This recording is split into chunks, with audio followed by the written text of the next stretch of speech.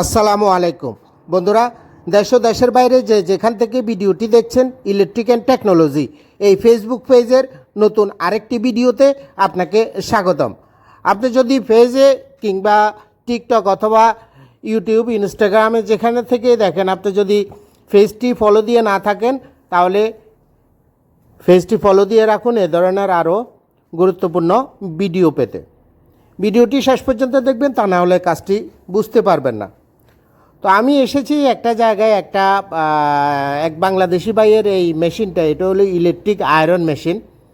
উনি এখানে যে আবায়া বলে, বোরকা, ওগুলা ফ্যাক্টরি এগুলা বানায় এবং এটা ইস্ত্রি করে।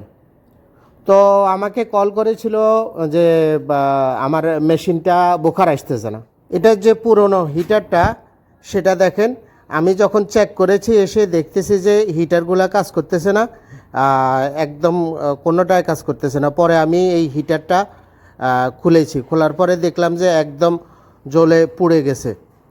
তো আমি নতুন একটা হিটার নিয়ে এসেছি। এটা হলো 18,000 ওয়াট, তিনটা হিটার একসাথে 6,000 করে একটা প্লান্সে।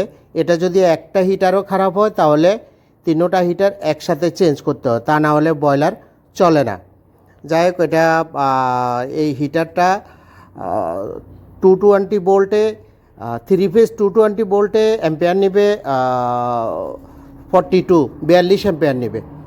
আর 3 ফেজ 380 ভোল্টে এটার অ্যাম্পিয়ার নেবে 27 থেকে 28 অ্যাম্পিয়ার পর্যন্ত নেবে। যাই হোক, এটা মেকানিকের কথা হয়তো আপনারা অনেকে বুঝবেন না, আবার অনেকে বুঝবেন।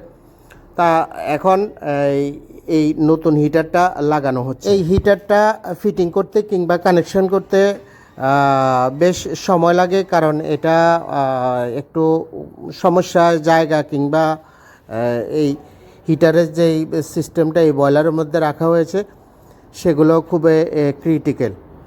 যাই হোক, মোটামুটি ফিটিং প্রায় শেষ হয়ে এসেছে। কানেকশন করার পালা এখন, কিংবা এটা দেখতে হবে আগে কি সমস্যা আছে। এটা যে অন্য সাইডটাও চেক করতে হবে কেন এই হিটারগুলা জ্বলেছে, তা না হলে কয়েকদিন পরে আবারও জ্বলে যেতে পারে। তো ভিডিওতে লাইক করতে ভুলবেন না, ভিডিওতে একটা লাইক দিবেন এবং সম্ভব হলে ভিডিও দেখা শেষে চেষ্টা করবেন ভিডিওটি শেয়ার করে দিয়ে অন্য ভাইদেরকে দেখার সুযোগ করে দিতে, যাতে করে অন্যরাও ভিডিও দেখতে পারে কিংবা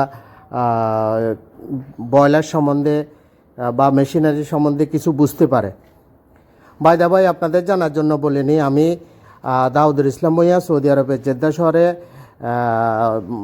লন্ড্রির টেকনিশিয়ান হিসাবে কাজ করি আজকে বেশ কয়েক বছর। আমার কাছে লন্ড্রির সব ধরনের সেকেন্ড হ্যান্ড মেশিন পাওয়া যায়, যেমন স্টিম আয়রন প্রেস অর্থাৎ মগ